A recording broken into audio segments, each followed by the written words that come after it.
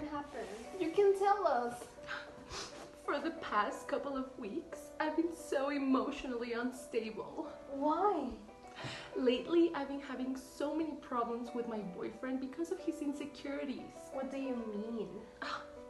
He has so many problems that I just think he will spontaneously explode. He seems so unstable. I think his gift-free energy is over the top. Gift-free what? Gift-free energy.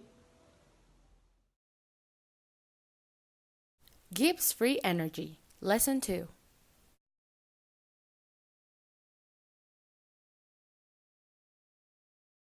What is Gibbs-free energy? It is the energy associated with a chemical reaction that can be used to do work. We use a combination of the first and the second laws of thermodynamics to develop this new property, Gibbs energy.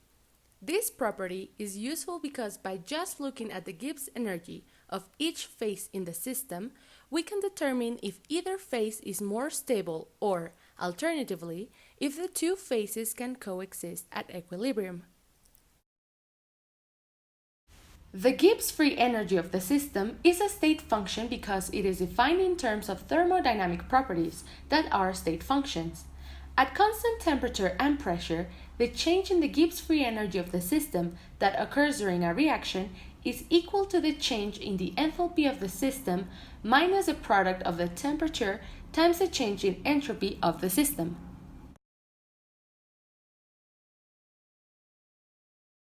For the Gibbs-free energy equation to be valid, several assumptions must be made. The system must be held at constant temperature and pressure, which are the criteria for thermal and mechanical equilibrium respectively.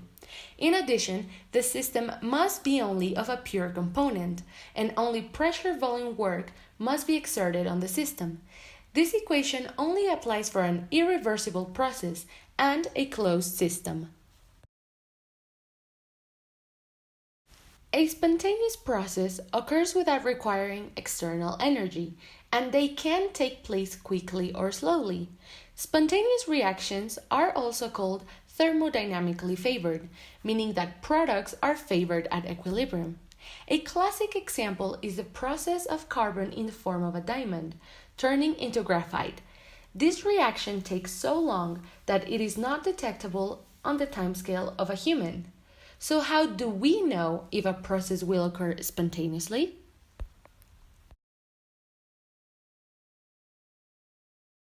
When is a process spontaneous or non-spontaneous? When using Gibbs-free energy, represented with the letter G, to determine the spontaneity of a process, we are only concerned with changes in G, rather than its absolute value. The change in Gibbs-free energy for a process is thus written as delta G, which is the difference between the Gibbs-free energy of the products and the Gibbs-free energy of the reactants. At constant pressure and temperature, the Gibbs-free energy equation is expressed as the change in Gibbs-free energy of the system equals the change in enthalpy of the system minus the product of the temperature times the change in entropy of the system. We can use the sign of delta G to figure out whether a reaction is spontaneous or not, or if it is at equilibrium.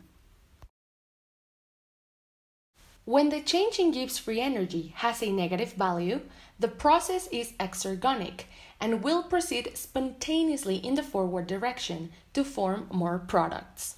In the picture depicted below, no extra energy is required for the ball to come downhill. It will eventually roll to the ground. When the change in Gibbs-free energy is positive, the process is endergonic, meaning that it's not spontaneous in the forward direction. Instead, it will proceed spontaneously in the reverse direction to make more reactants. In this picture, however, if the ball wants to go uphill, an external energy is needed to, in this case, defy the downward force of gravity. Thus, it is a non-spontaneous process.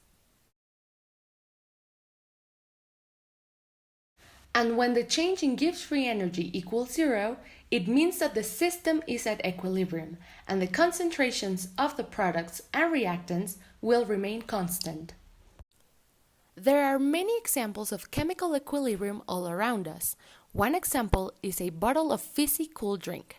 In the bottle, there is carbon dioxide, CO2, dissolved in the liquid. There is also CO2 gas in the space between the liquid and the cap. There is a constant movement of CO2 from the liquid to the gas phase, and from the gas phase into the liquid. However, if you look at the bottle, there does not appear to be any change. Therefore, the system is in equilibrium.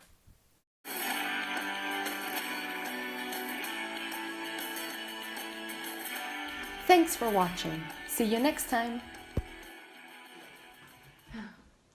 I know, we both just need to be in equilibrium. Girl, if we were in equilibrium, all of us will be dead. More like we need to be in steady state. I like it.